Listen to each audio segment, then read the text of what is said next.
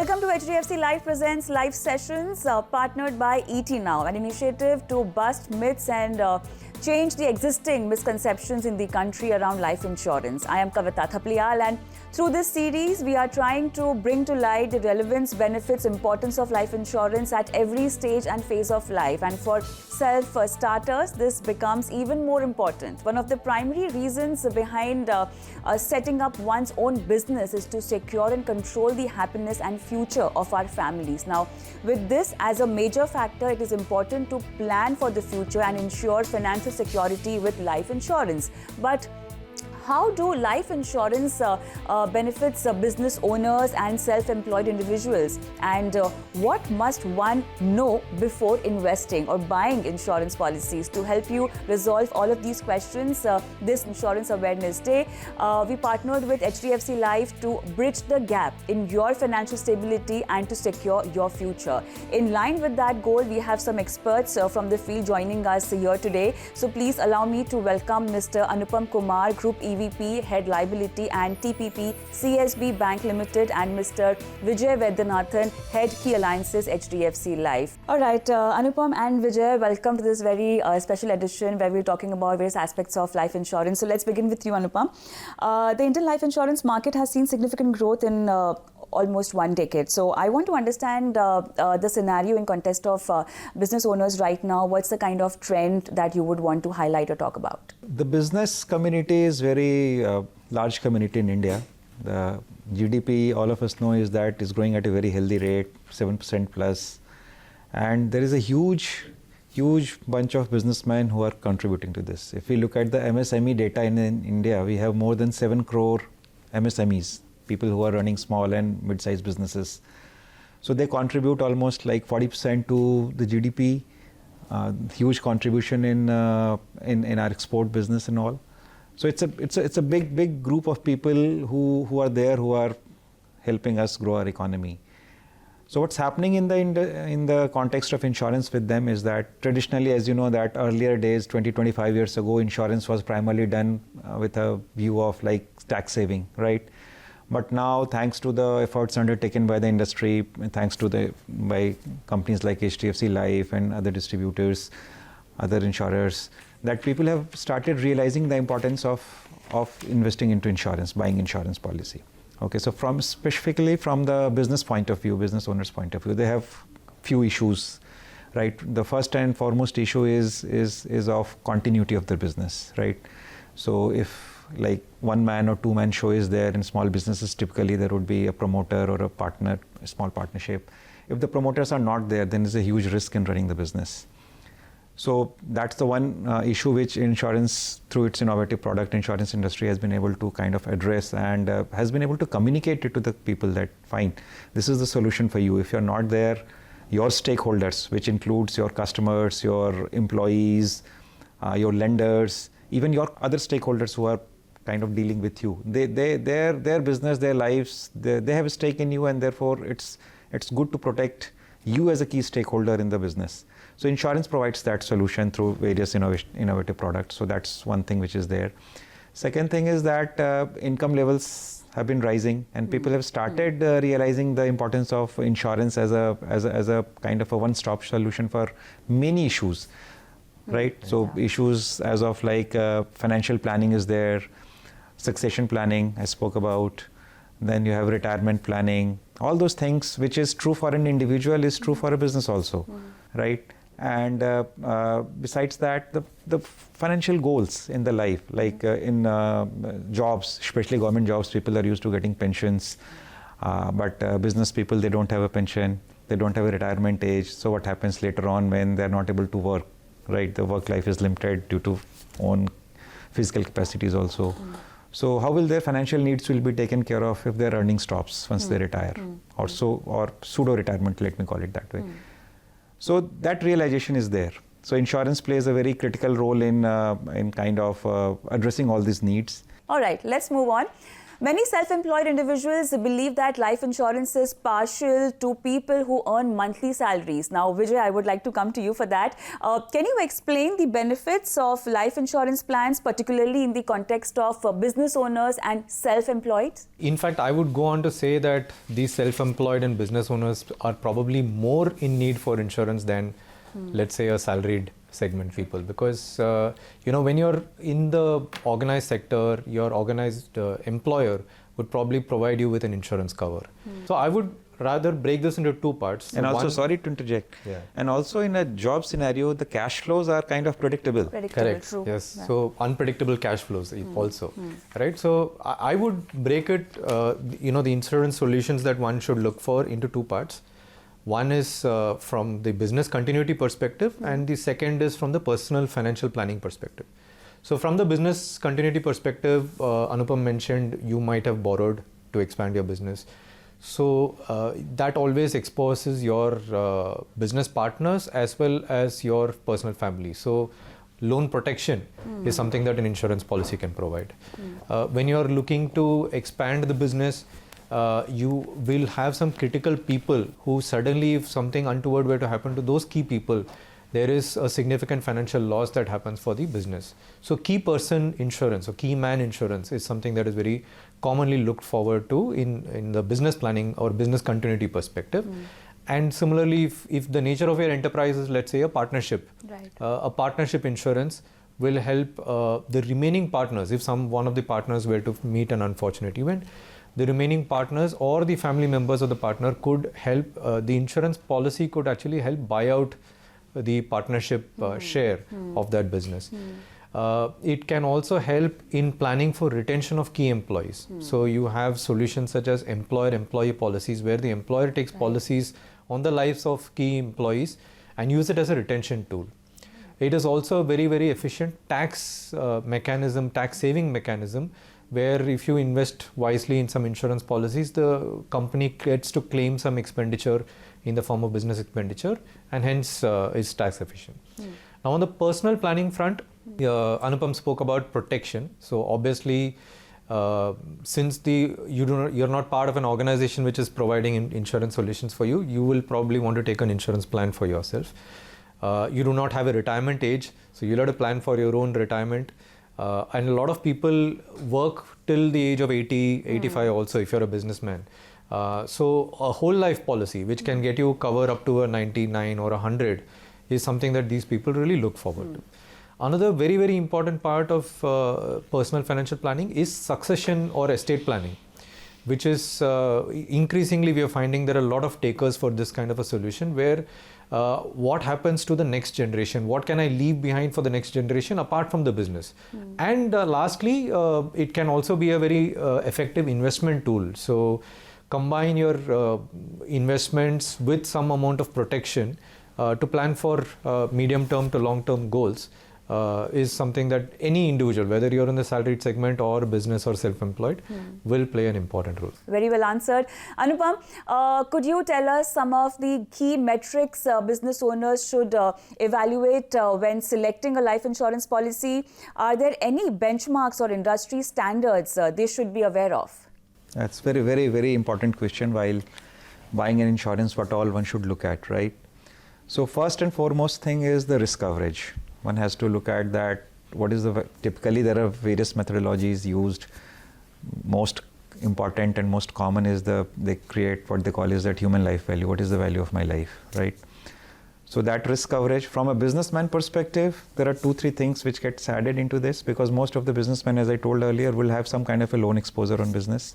So there is a liability. If the person who is the main earner, if something happens to that person, who's going to settle that liability? So one has to take into account that how much risk coverage one should take, how much of insurance one should buy. Then one has to look at how much is the premium paying period, right? Premium paying period is important because more you invest, more money you put into insurance for a longer period of time, the better it is in terms of return, in terms of coverage.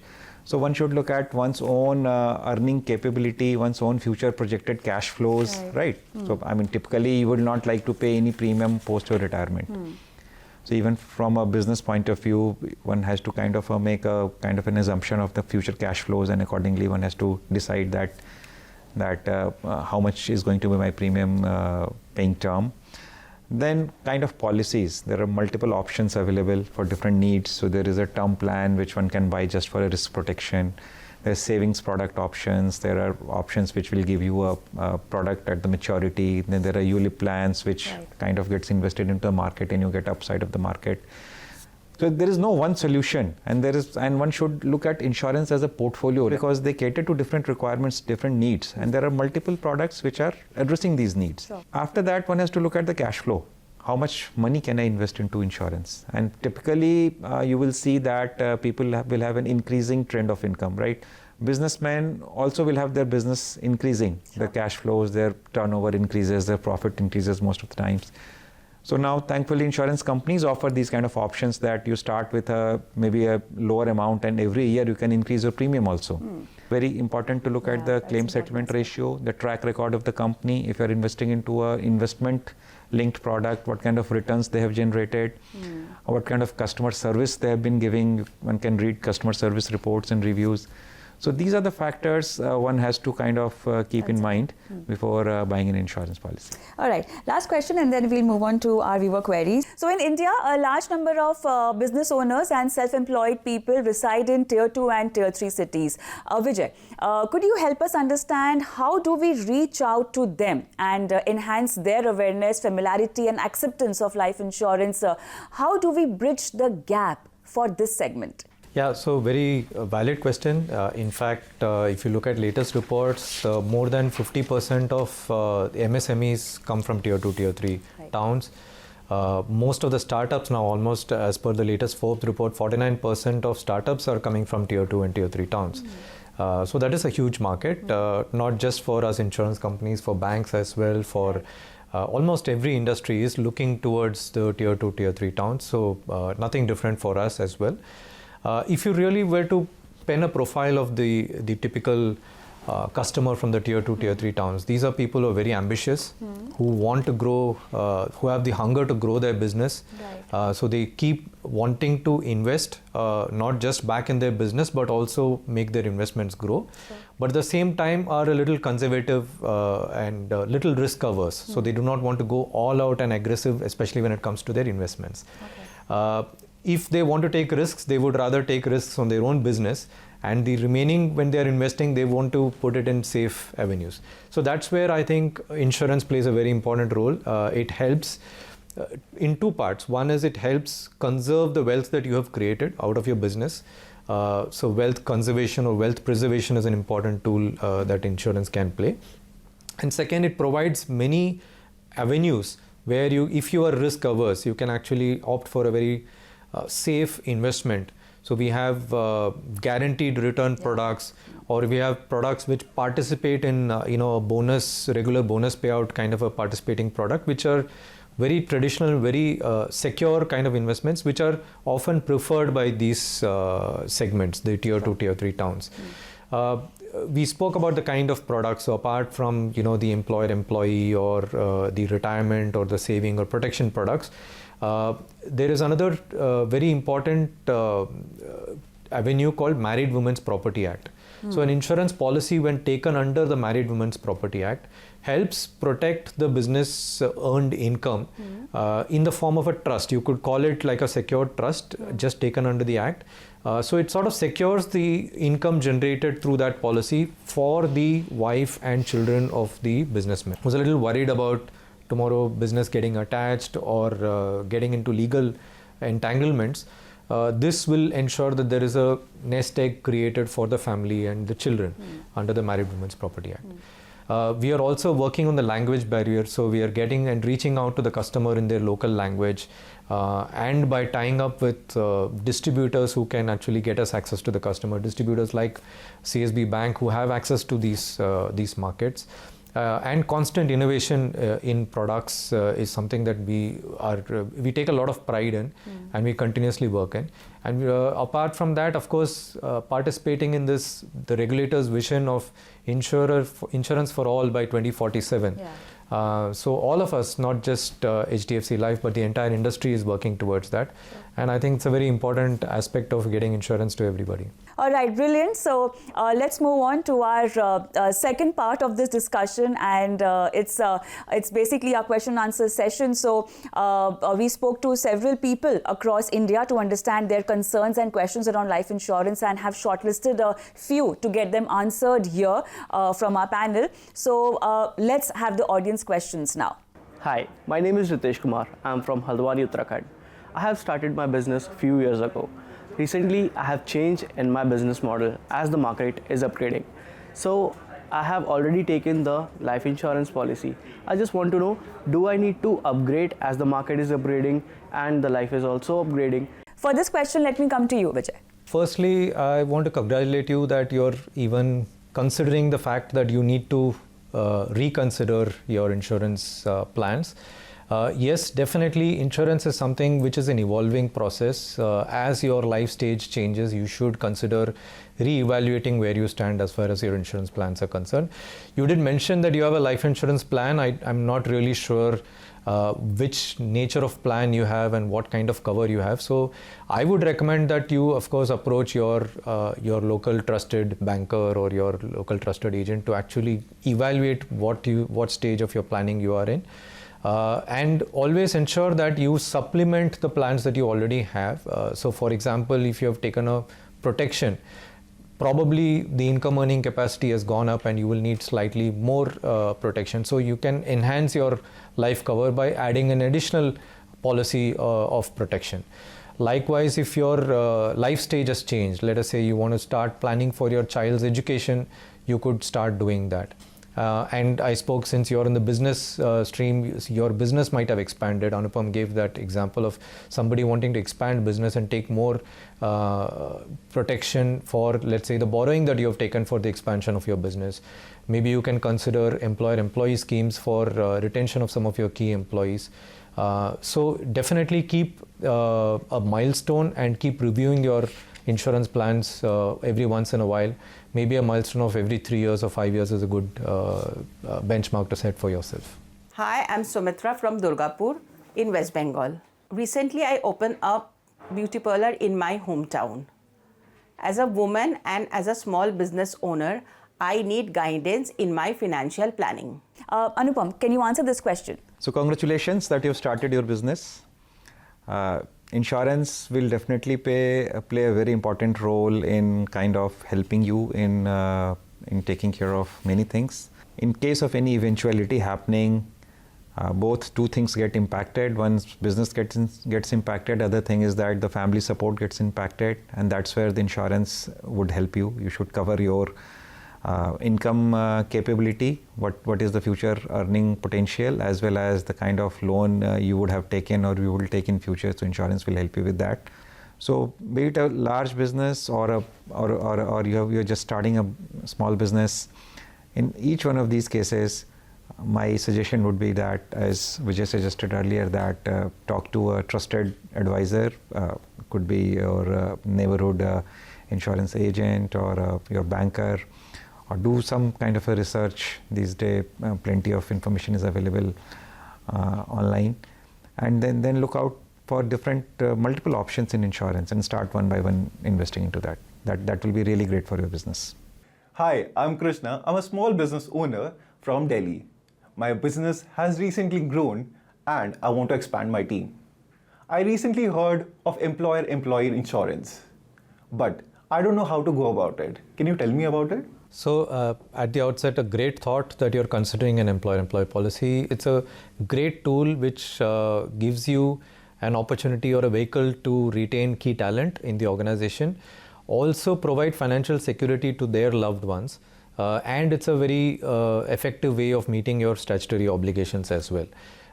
So as far as the process is concerned, it's fairly simple. There is a simple board resolution that needs to be formed, passed, where you list out who are the employees who you want to identify as key employees, to whom you want to provide this employer-employee, identify what kind of sum assured you want to provide for them.